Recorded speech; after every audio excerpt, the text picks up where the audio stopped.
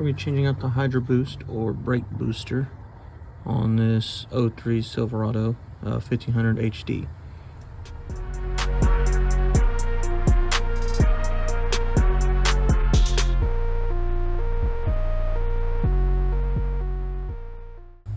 Okay, so here's what I've done so far.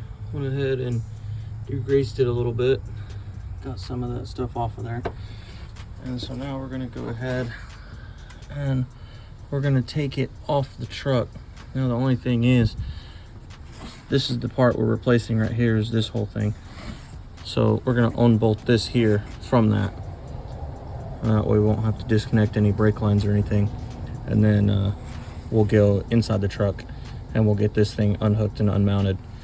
Okay, so what we're looking for, if you look right up here, so there's that part of the brake booster coming through the firewall right there, and you see that rod that's coming through. It's right here and it connects to the brake pedal.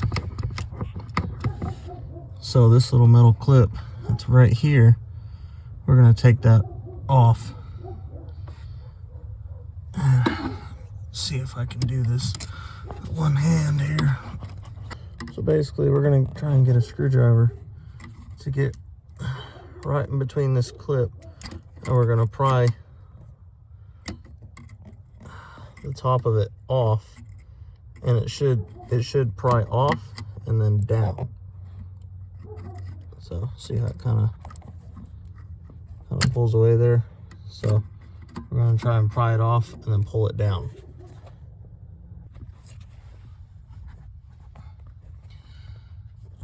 All right, try to get a little bit better visual here so you can see that bottom piece.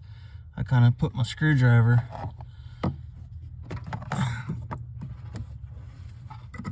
right in here, and I just kind of twisted it, and then I just pulled down, and it will spin, so I just had to spin it downwards facing me a little bit, and I was able to get that screwdriver right in there and then just pull down. Okay, so this rod right here is what was connected on to this.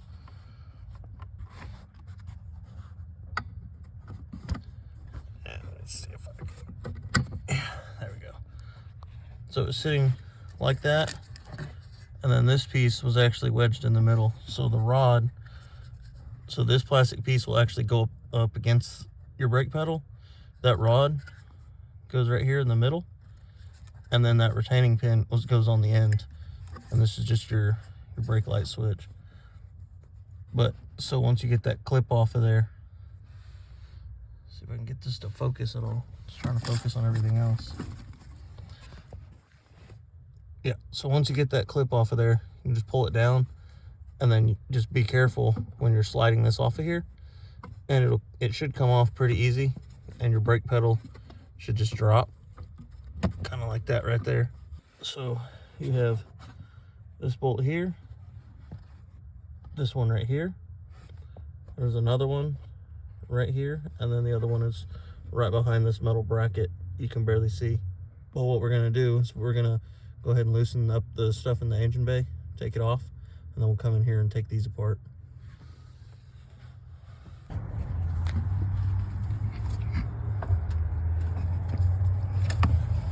So this here is the hose that is connected to that right there. So you're just gonna get something, grab on this clip, squeeze it, and then you just kind of twist the hose to break it loose, and pull it up, and that'll get that piece off.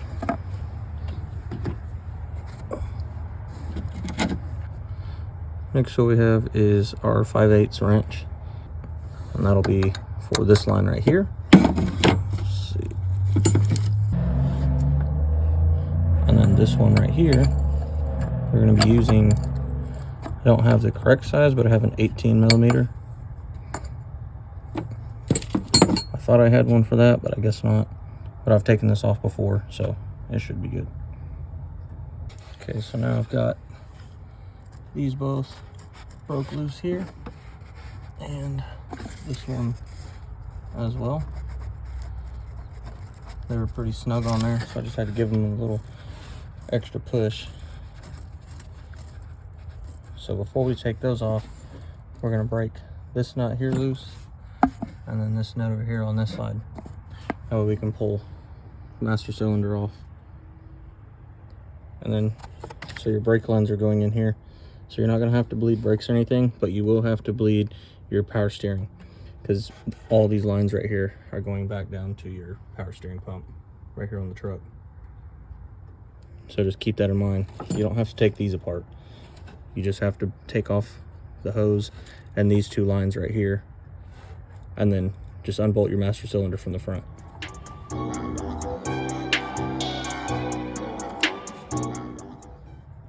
Okay, there we go. So there's that nut right there. Got that one off. Got that one off there. Just set them up here on the truck. And then I used a 15mm deep socket for both of those. For this one here, I have it on a, pretty sure it's a 10 or 12 inch extension. And then, which you kind of need that to get around the brake lines and everything. It'll put your ratchet way out here on this side. And I didn't necessarily need it on that side, but I did have to put a breaker bar on it. I have one sitting right over there, and I had to put that one on, and then break it first, break it loose, and I was able to put the ratchet on and keep taking that nut off. So now we're going to go ahead and loosen these two lines, and this piece here, see it should just pull right off. We'll just have to be careful to not mess up the brake lines in the process. And I figured I'd get a quick video of this. So this was just kind of sitting, you know, it's easier with two hands, but it was just sitting, you know, right on those, and it just slides off. The brake lines, they have a little bit of room, a little bit of give to them. Just don't want to put too much pressure on them. And this right here, it's really not putting a whole lot of pressure at all. They're still fairly loose, so they'll be okay. This will get pulled back a little bit, and you can just kind of push it down out of the way. Just make sure to do not try to stress those brake lines. Let's loosen these up, and then we will go inside and take this piece off.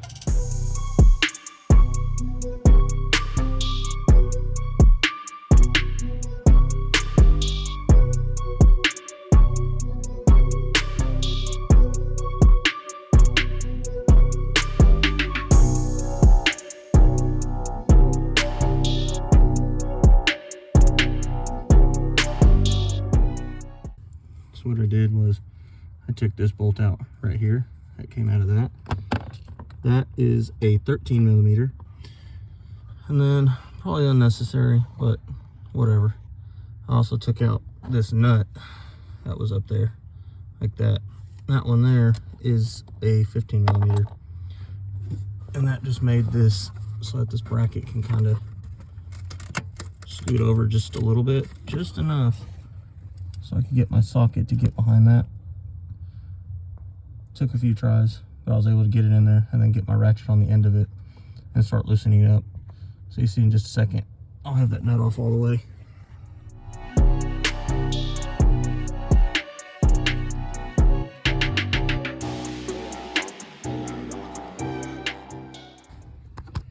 And as you can see, got that nut off. You get in about halfway, it would be nice to get a shorter socket to get in there.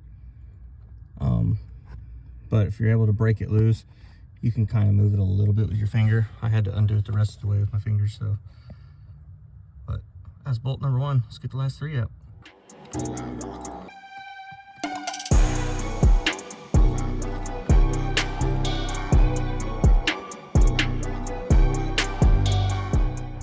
Okay, so now you can see I've pulled that part out of the firewall, and this just kind of freely moves around everywhere. And I did have to kind of pull it down and out of the way a little bit, kind of move it around some. Whenever I couldn't get a video of pulling this out, but whenever you pull this out, you'll have to come out straight till you kind of get this round piece out of here a little bit, and then you're gonna have to angle it upwards. So you'll pull those bottom two bolts out. Those will come out first, and then you'll just kind of have to feed it up and swing it out of the way. It's not too hard. And then just kind of work this so that it'll come out easy for you. Yep. And there's the old one right there.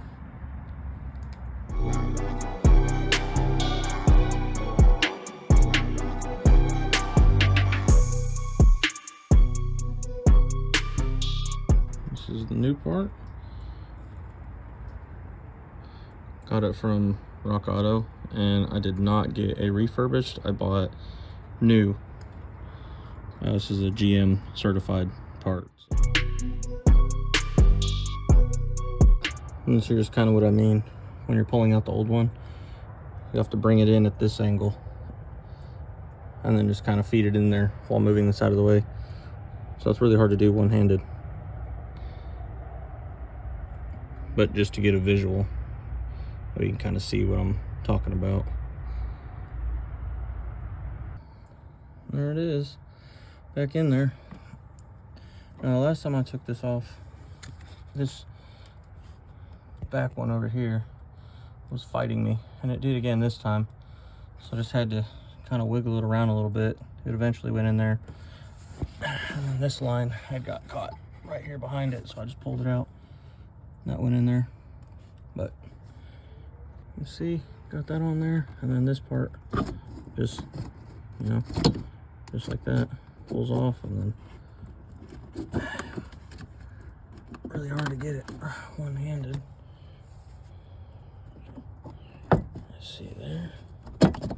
There we go. Like that. And then I'll just kind of slide right back up in there, just like that. And so we'll go back inside. We'll bolt everything back together, get that taken care of. We'll come out here and we'll finish up.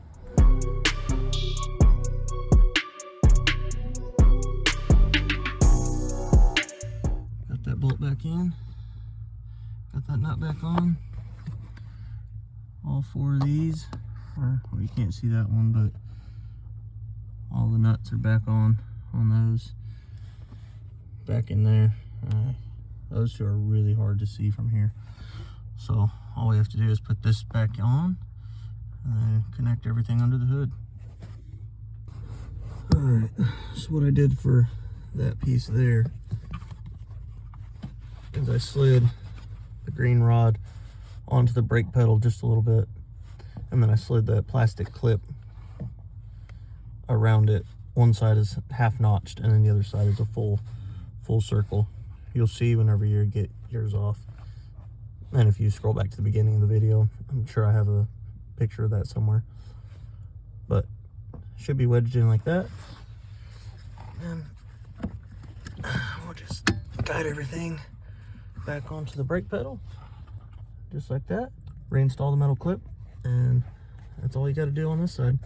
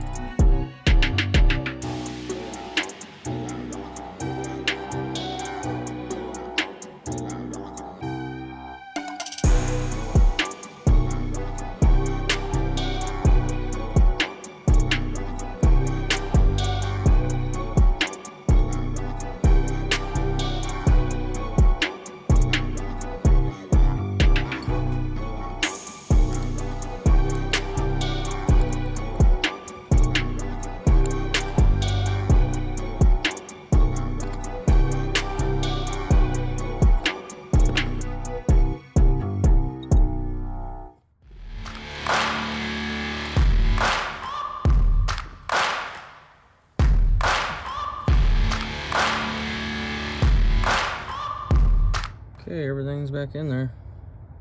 Got nuts put back on, nuts on, and that's tightened back down there. That one's on there. So to bleed this, you want to open this up, check your level, see where you're at,